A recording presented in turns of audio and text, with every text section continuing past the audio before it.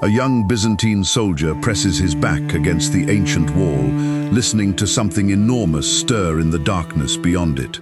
The soldier says, "Do you hear that? That grinding sound?" That's not thunder. That's the cannon being How big can one cannon actually be?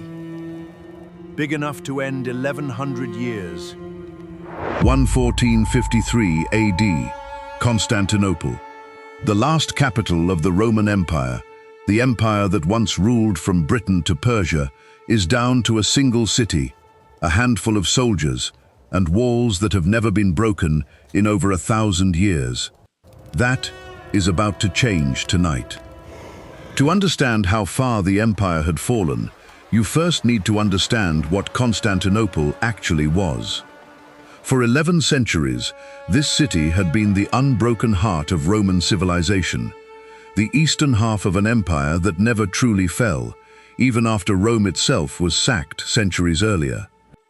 But by 1453, that empire was a shadow of what it had been. How many men do we actually have to defend these walls? Perhaps 7,000, my emperor, including the foreign And the Ottomans? 80,000 men, possibly more.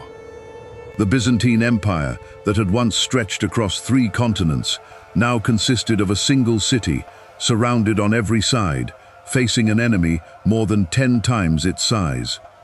The man leading that enemy was Sultan Mehmed II, only 21 years old, obsessed since childhood with a single ambition his predecessors had failed to achieve for 800 years. Every sultan before me dreamed of taking this city. My Sultan, the walls have never fallen, not once. Then we won't defeat the walls with soldiers. He commissioned a Hungarian engineer named Orban to build the largest cannon the world had ever seen, a weapon so massive it required 60 oxen and hundreds of men simply to move it into position.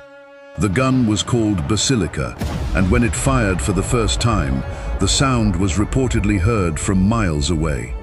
My lord, the shot struck the outer wall directly. It didn't just damage it. Constantine XI says, "Whatever falls during the day, we rebuild." for weeks, this became the terrible rhythm of the siege.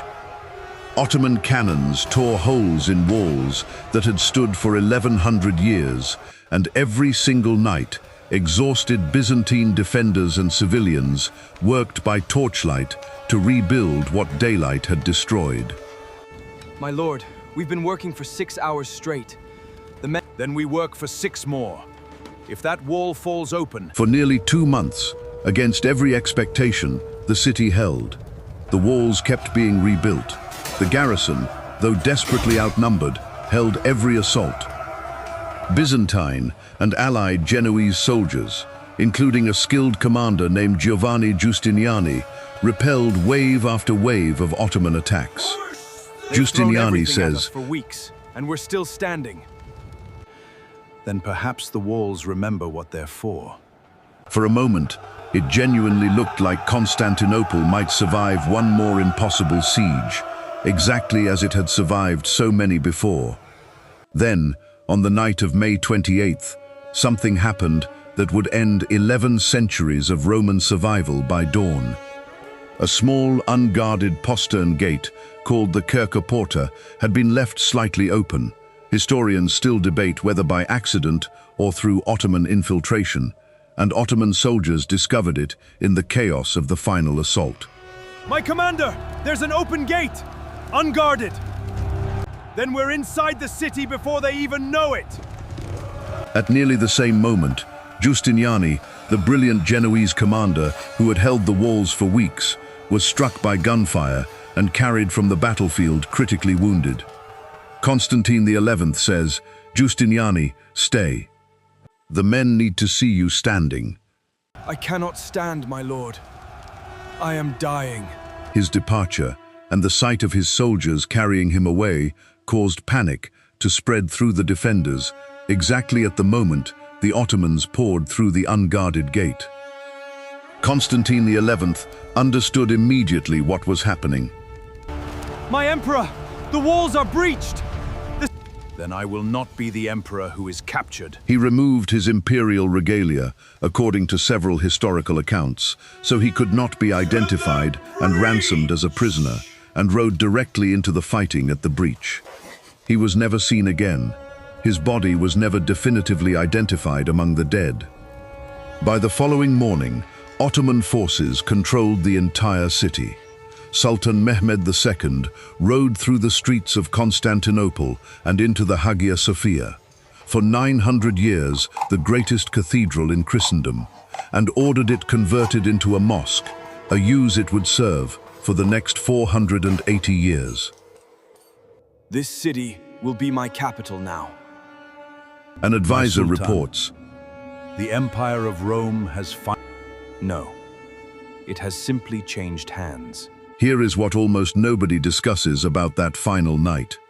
The city didn't fall because its defenders failed. 7,000 men had held against 80,000 for nearly 2 months, rebuilding walls by hand, every single night, under constant bombardment. It fell because of one unlocked gate, one wounded commander at exactly the wrong moment, and 1,100 years of history collapsing in the space of a single confused hour.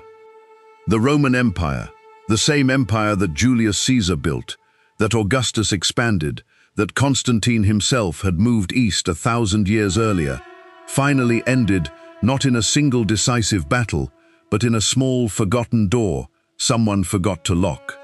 The fall of Constantinople reshaped the entire world. Trade routes to Asia, long controlled by Byzantine and Italian merchants, fell under Ottoman control, a shift that would eventually push European explorers to search for new paths to the east entirely, setting in motion the age of exploration that would reach the Americas within decades. Greek scholars fled west into Italy, carrying ancient texts and knowledge that helped ignite the Renaissance, already stirring in cities like Florence and Venice. An empire ending in the east helped accelerate an entirely new world being born in the west. Constantine XI Palaiologos, the last Roman emperor, vanished into legend that day, some accounts claiming he still sleeps somewhere beneath the city, waiting to return when Constantinople is Christian again. The Roman Empire, which had survived barbarian invasions, civil wars, plagues, and 1,000 years of enemies who tried and failed to end it, finally closed its 11th century story on a single morning in May. Not with the fall of Rome itself, centuries earlier, but here, in the city that carried its name for another 1,000 years after the West had already forgotten what Rome once was. If you want to understand the empire that inherited everything Rome left behind, the Ottoman Empire that would rule for the next 500 years, that story is already waiting for you. Subscribe, because what Mehmed built on Rome's ashes changed the world just as much as what fell that morning.